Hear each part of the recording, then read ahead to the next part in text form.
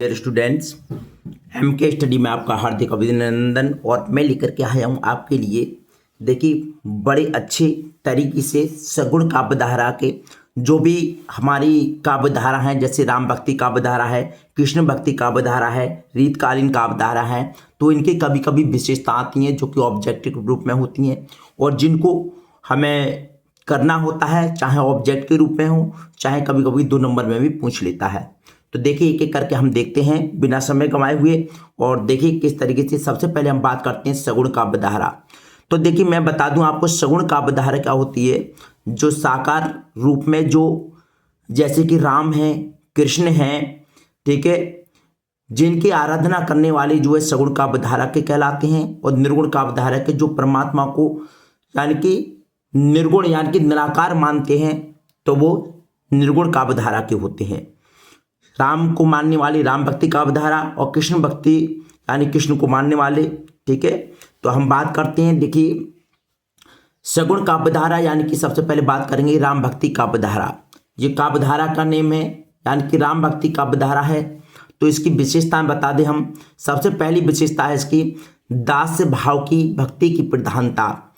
राम भक्ति की काव्य धारा में जो दास्य भाव की जो भक्ति थी उसकी सबसे ज़्यादा प्रधानता रही। दूसरी विशेषता है मर्यादा पुरुषोत्तम श्री राम को ईश्वर रूप में मानकर उनका गुणगान, यानी कि श्री राम को मर्यादा पुरुषोत्तम, श्री राम को लोग क्या मानने लगे, ईश्वर मानने लगे और उनको उस ईश्वर मान करके उनकी आराधना वंदना करने लगे, उनका गुणगान करने लगे, ठीक है। फिर उसके बाद में है, देखिए, तीसरा है हमारा समन्वयकारी भावना। समन्वयकारी यानी सभी को एक समान समझना और सभी का मतलब एक प्रकार से जो है मानवता वाली, ये मतलब एक दूसरे का साथ देना, सबको ऊंचा नीचा ना समझ करके एक साथ समझना, ऐसी इसमें भावना थी। इसके पश्चात है 14 पॉइंट हमारा सामाजिक कल्याण भावना, मतलब समाज के कल्याण के लिए कार्य करना, ठीक।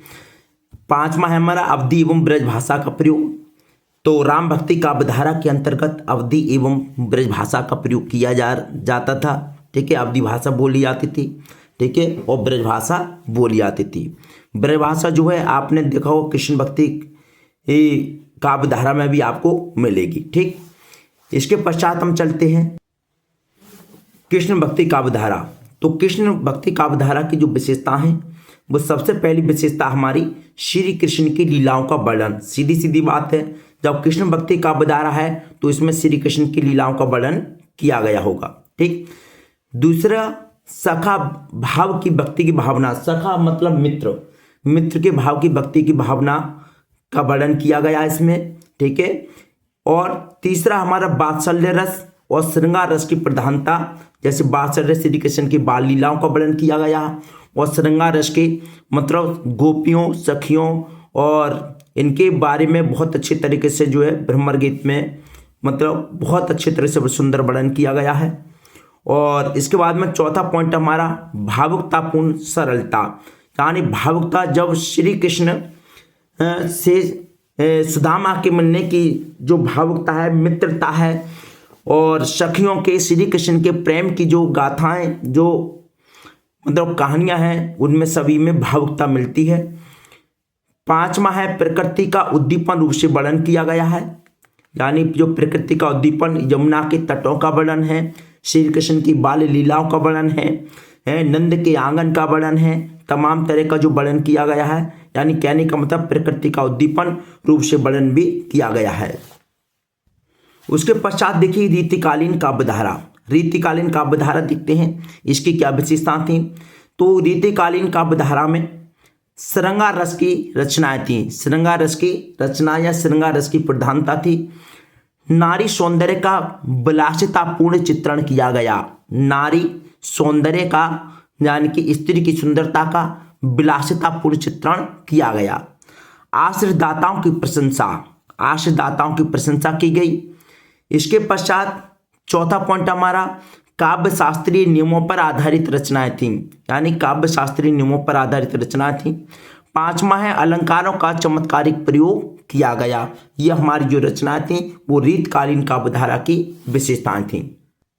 अब देखिए चौथा हमारा आधुनिक कविता। ये थोड़ा सा हल्का सा दिखाई दे रहा है क्योंकि येलो कलर से लिख दिया गया है और ये हल्का कलर है थोड़ा सा। तो ये लिखा हुआ है आधुनिक कविता। आधुनिक कविता मतलब द्विवेदी युग, आधुनिक कविता मतलब द्विवेदी युग। और इसकी विशेषता थी यथार्थ प्रधान भाव। इसके अंतर्गत यथार्थ प्रधान भाव था, मतलब जो जैसा है वो वैसा उसका वर्णन किया गया। स्वदेश प्रेम की अभिव्यक्ति की गई। स्वदेश मतलब अपने देश से प्रेम की अभिव्यक्ति की गई। समाज सुधार की भावना का वर्णन किया गया।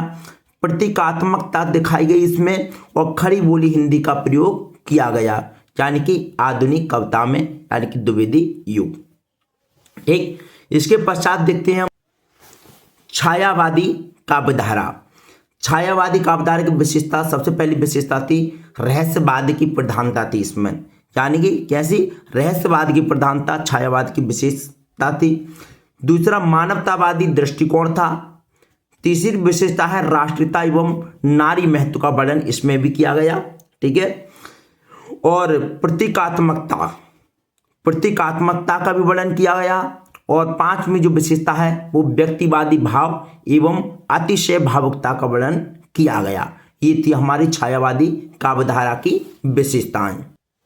अब देखते हैं हम प्रगतिवादी काव्यधारा। देखिए, प्रगतिवादी काव्यधारा के अंतर्गत इनकी क्या विशेषता थी। सबसे पहली विशेषता थी परंपरा का विरोध किया गया, यानी कि जो प्रगतिवादी जो काव्यधारा में जो ढोंग पाखंड आडंबर जो था उसका जो विरोध किया गया, जो परंपराएं थी उनका विरोध किया गया है। दूसरी विशेषता थी शोषितों की दुर्दशा का चित्रण किया गया। जो शोषित मतलब दबित जिन लोगों पर अत्याचार होते थे उनकी दुर्दशा का चित्रण किया गया।